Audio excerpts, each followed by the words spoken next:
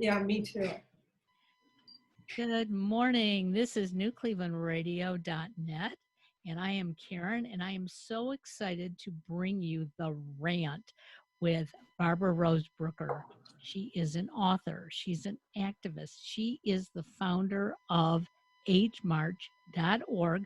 Please go out to agemarch.org and find out more about it in an upcoming virtual march that we're going to have. And please check out the books that Barbara has written. I want you to know, Barbara, I'm reading Love Sometimes for the second time because I am in love with your characters. Yes, you are welcome. So, Barbara, you have a great guest on today. Tell us what you have. I'll tell you what I know about Alex. Listeners, we are so lucky because we have the gorgeous, glamorous, 31-year-old Alex Thomopoulos, who is not only a writer, but she is a chef for the stars, as I call her, a chef for the stars. She's a real chef. And she has many stories to tell us about that. She's also one of the hosts for Moveable Feast. And she has this wide range, like thousands and thousands and thousands of people. Go on Instagram and see Alex Cooks. And she's a writer. She's writing a fabulous script. She's a stand-up. She's everything. She's fascinating. So listeners, you're not only going to love to look at her, but you're going to love to listen to her. But here's the thing. She really cooks. Oh, one other thing. She is the daughter of famous, glamorous parents. Christina Ferrara, we all know who Christina is. We watched her as a chef on the Oprah show for years and years. Her cookbooks are fabulous. I have them all. If only I could cook. I'm such a slob in the kitchen. But, you know, and Christina also is very glamorous. And Tony is a famous, your father is a famous TV producer. So, you know, the whole thing. So listeners, all of you who love Hollywood, you also want to cook during the COVID, where I don't have any money. I'm saving money and I'm a lousy cook. So, you know, I'm doing eggs a lot. I'll go in and I'll scramble an egg thinking I'm clever and it looks like dog poo. I can't even get an egg going. It is so weird. So on top of all of it, what Alex does, welcome Alex. Thank you for being on. And you can tell us during the COVID, how are you cooking?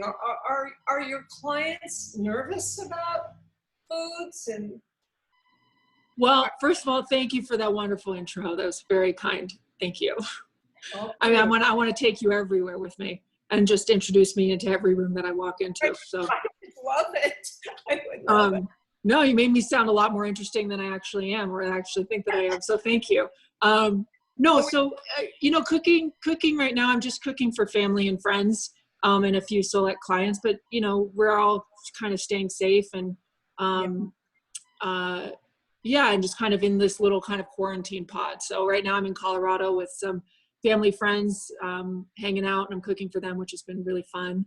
And we do a lot of eggs here because we're hiking a lot and being very active. So Barbara, you don't need, your eggs shouldn't look like dog poo, sorry. Am I allowed to say that on the radio? I don't know. Anyways,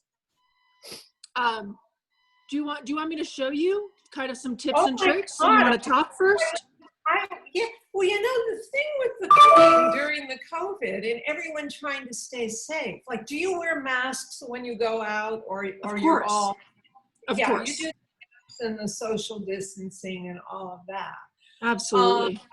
But seriously, during this quarantine thing and a lot of people really don't have any money. I mean, I hear it all the time. Right. I haven't even gotten my unemployment check.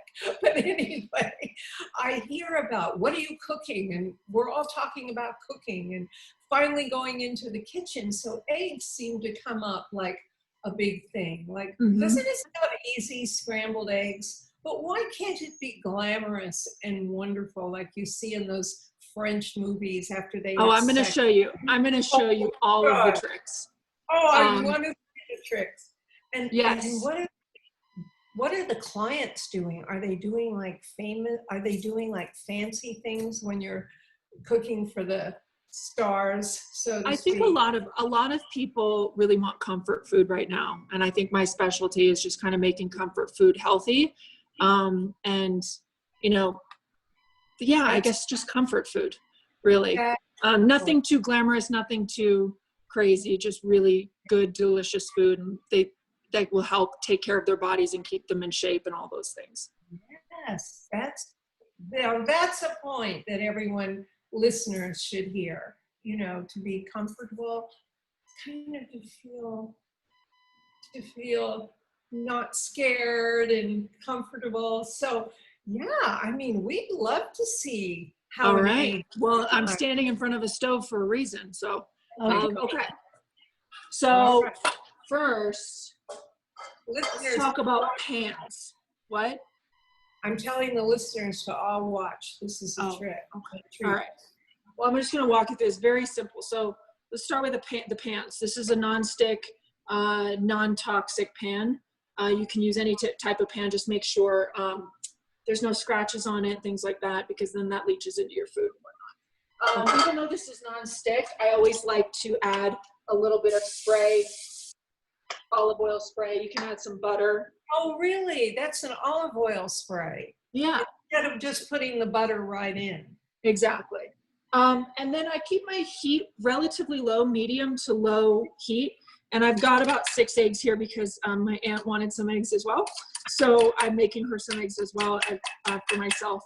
And the key is when you're making eggs, you want to put it in a medium to low pan, and then you want to keep it moving.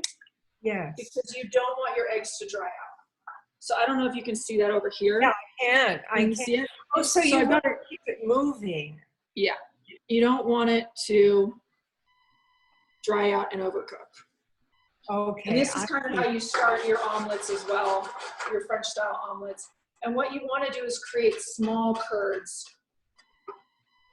Oh, that's how you get your eggs to stay really nice and moist. In other words, you don't like scrunch them up right away. What's that? You don't scrunch them up right away. That's the thing. Yeah. So I don't know if you can see kind of it's turning really velvety. Yes. And you don't need to add cream or cheese if you don't want to. And your eggs will still end up really nice and creamy. So Alex, the trick is to keep the heat down. Yes. And that's the trick. Yes. And patience. That's all you need, a little patience.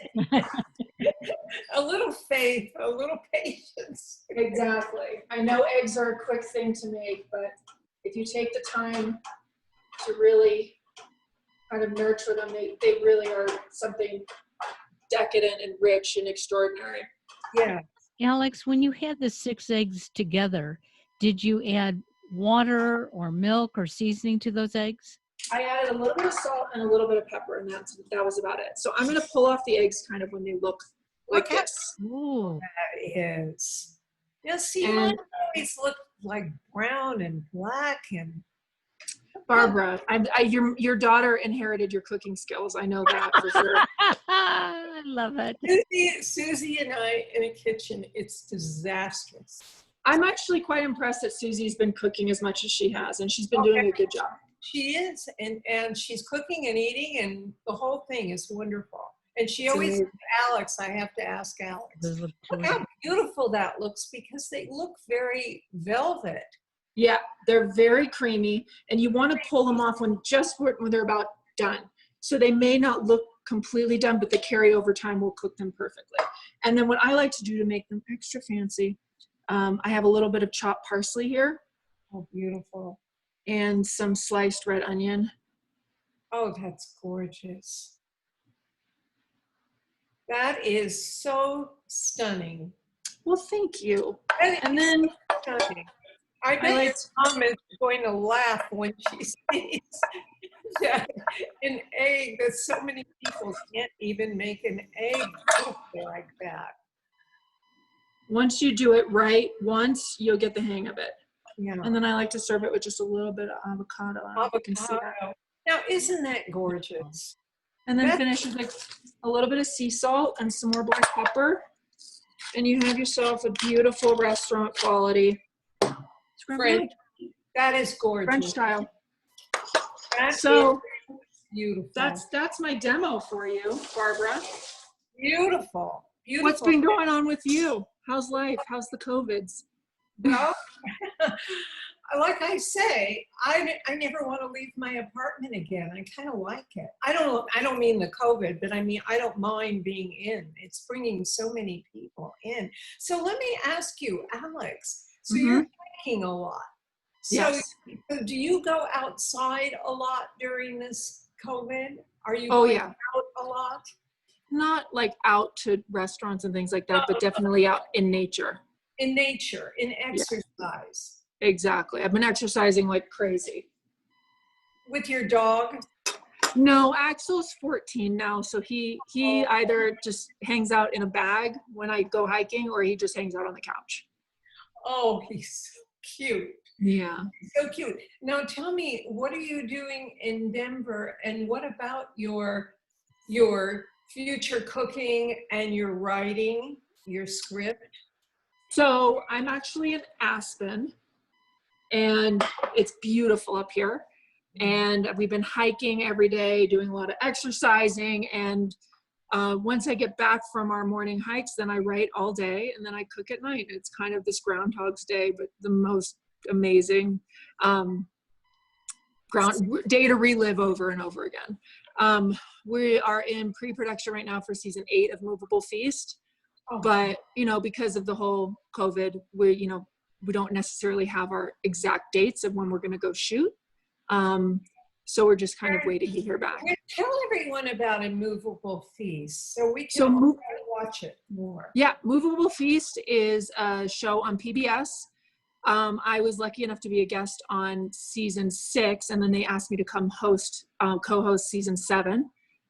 Which was great. So basically the show is we travel to different cities all over the world, and we meet up with 2 local chefs. They help us source local ingredients and teach us a little bit about the cuisine of the destination. And then we all collectively together put on a feast for 10 to 12 people, either their family or friends of the chefs or locals in the town.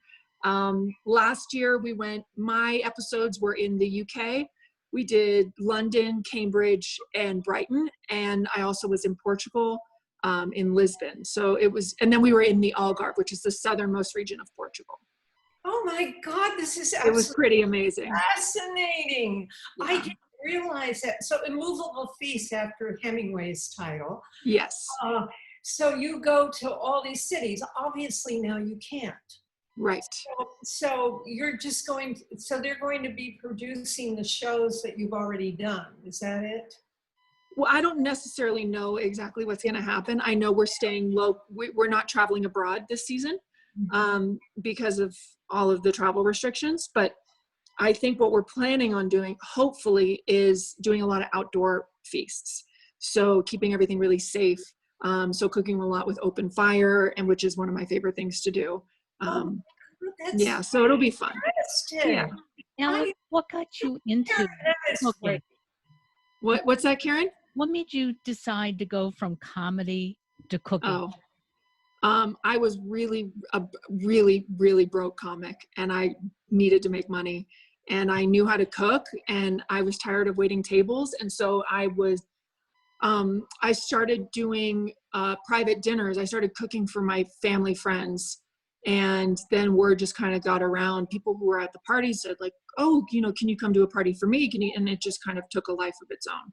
And I never expected myself to leave comedy for a little bit and become a chef, but I did. And now I'm kind of making that journey back into acting and comedy. I love it. I really think that Alex, seriously, and I'm old enough to say this, I think Alex is a star. I think. Oh, thank you, Barbara. I mean it. I'm not just saying it. From acting to writing to cooking, and you learned a lot of your cooking from your fabulous mom. Oh right? yeah, I learned a lot. Do you remember how old you were when she started you in the kitchen, or was it just watching? I mean, I remember her cooking my whole life. She's a phenomenal cook. Oh, And I remember watching her, but I never really cooked until I was 12.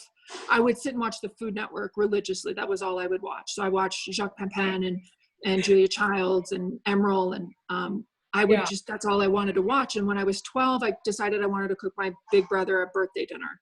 And I did this huge spread, and it was the first time that I got actually confident in the kitchen, and I fell in love with cooking. So that kind of started my journey. The cooking is such a talent. It's such a gift. And It it's is. creative. The whole thing goes together. The acting, the writing, the stand-up, definitely. I've got to see your stand-up. But you do stand up in your own way. Yeah, I guess. I mean, now, because I was about to start doing stand-up again, and then the whole COVID thing hit. So I guess with my Instagram stories, I'm able to test out material and tell stories and things like that. So. And I want to tell the listeners to go on the Instagram on Alex Cooks. Is that Alex it? T. Alex T. Cooks, because I've seen a lot of the episodes, and they are absolutely hilarious. They're Thank you. brilliant. They should be a show, because I watch TV all the time, and there's a lot of stuff on there that is, how did it get on? I want to know, how did it get on? And it's so boring. And Susie will call me and she'll say, watch this episode. She sends me your things from. Oh, that's so nice. Yeah, and some of them are hysterical. Well, thank you. So thank you so much. Why couldn't they be extricated from Instagram into a show, into a TV show? I think they're too fragmented right now, but I think the through line, I'm trying to find the through line for all of them. I'm in the process of doing that. Yeah, because I love your script. I was lucky enough to. Thank you. I'm in the process of rewriting that as well. Well, the rewriting, of course, is part of writing. You know the writing process. Go on and on. It's arduous, and it is. It's arduous. It is.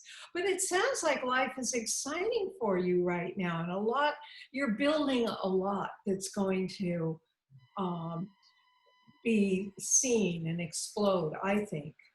Thank you. I'm trying very hard. It's a process. Alex, favorite dish that you like to make? Ooh, favorite dish I like to make. I love like a simple roasted chicken. And I love like a cedar plank salmon. Those are my two favorite things to cook and eat. I heard your salmon is phenomenal. It's pretty special. Tell us about the salmon, because I'm using my frozen Costco salmon. I throw it in the oven with a little bit. Barbara. Not good. Will you tell us about your salmon that I hear about all the time? It's very simple. First of all, Barbara, you need to defrost your salmon before you put it in the oven. Okay. It needs to be all one temperature. Yeah, no, don't listen to Susie. She doesn't know. We won't tell Susie. So basically you want to defrost your salmon overnight in the fridge if you're using frozen salmon. And then I do a mixture of a 1-to-1 ratio of maple syrup and soy sauce. So it's, depending on the size of your piece of fish, you use 1/4 of a cup and 1/4 of a cup, or if it's a little bit bigger, maybe 1/2 cup and 1/2 cup. And I let and soy sauce. And then I let that marinate for a couple hours, and I'll add a little bit of black pepper, something spicy as well. This is kind of just a recipe that you can kind of throw together what you have. If you have some ginger, sometimes I throw ginger in, sometimes I throw garlic, and then I'll pull it out of the marinade and I'll put it on a sheet tray and I'll put it in the broiler for about, depending on how the thickness of your meat is, then you're gonna, it just depends on like how long you leave it under the broiler. But because there's sugar in it, you need to kind of watch it to make sure it doesn't burn. So I would say about 4 to 5 minutes. Oh, it can't be really light pink. I always get confused on that. You know, I like to cook my salmon medium rare, so I'll leave it about 4 to 5 minutes. Yeah. 4 to 5 minutes. The maple. Oh God, that sounds wonderful. And then I finish it with some fresh lime, and that kind of cuts through the sweetness of the maple syrup and the richness of the fish. I mean, Oh, so easy to do. but you know what, Karen, and as Alex knows, the best things always look so easy and sound so easy. You know, Yep. that's the polish and the creativity and the gift. Right. How often do you eat salmon? It's so healthy for you. Like 3 times a week, maybe. That's why she Yeah. looks so healthy. Yes. And Oh, thank you. what's the other thing you eat that you like? You just said before the salmon. Oh, simple roasted chicken. Oh, that's hard. Simple roasted chicken, she said. My favorite thing, my favorite thing. But how often do we get it where it just like, it melts in your mouth? If you go on my Instagram, there is a picture of a half chicken with the full recipe that you can follow. It's very easy. Okay, under Alex Cooks, I'm going to do that. Alex T Cooks. Alex T Cooks. Don't forget the tea. Don't forget the T. There's somebody else on Instagram that's Alex Cooks that is not me. Hey, listeners, listen. It's Alex T, as in Tom Cooks. Alex T Cooks. I think that would. And what else? What do you? You also bake. I know that. No, you, I hate baking. I'm Oh, the you worst hate baker in the world. Your Yeah. mom No. baker. My sister is the baker. Oh, Ariana. Yeah. I'm sorry. The beautiful Ariana too. Yeah. She bakes. I don't have the patience to bake. Oh, so you do mostly. So one question. One more question. So when you go to, I know you can't mention names, but for the listeners who are intrigued by glamour and Hollywood and wonderful cooking too, when you go to, say, someone who's a famous star or movie star, and they want you to cook for them, are the menus, tell us a little bit about the menus. Are they simple? Are they usually like healthy? Yeah. So, I mean, I cook for everyone equally the same, which is really healthy, very vegetable forward, lean proteins, but just making really simple food beautiful and garnish it really well and just make sure that it has a ton of flavor. But yeah, definitely very healthy, very clean, big, bright flavors. Again, like really simple, nothing too crazy or too fancy. Right. And you don't eat meat, do you? I eat chicken occasionally, and I really stopped eating unless I'm shooting for Moveable Feast. I won't eat pork or beef. No. I stopped that. I don't know about you, Karen, but I stopped the meat about 5 years ago. Oh no, maybe more, a decade. Because when I see the cows, I love cows, and when I see them walking towards their slaughter, I would have to up my therapy by 4 times during the week. Those eyes. It's awful. It's awful. So then it became chickens and fish and everything. But I think I do chicken and fish. But you know, Alex, I can't thank you enough for giving us your time. Oh, it's my pleasure. Anytime. Oh, well, we'll take you up on Yes, that. we will. You watch and see, because I want to tell the listeners too where they can, or if there's anything you want them to know, like they can That they are loved and they are perfect. They're loved, and they can make scrambled eggs like Alex did. In fact, exactly. I wear my hat when I do it. You should. It gives you confidence in the kitchen. Yes, and it gives, you've got to feel a little glam and everything during this. Exactly. I wore lipstick for you today, which is a big deal. You know, I love your hat and your style. And that's another thing. While we're inside, into our little worlds now, to feel glamorous and healthy. And for those who can't get out and hike, well, how about just walking around their house or doing exercises on YouTube and putting on their hat a little bit? But yeah, I mean, I make it a point to do either some sort of yoga or some sort of movement if I'm not outside every day. And then also when I start my workday, I always make sure that I get dressed, you know? I think that's very important. Very important. You've inspired me. You really have. I'm not just saying it because I want this, everyone to watch this, which I hope they will, by the way. They need to go to YouTube.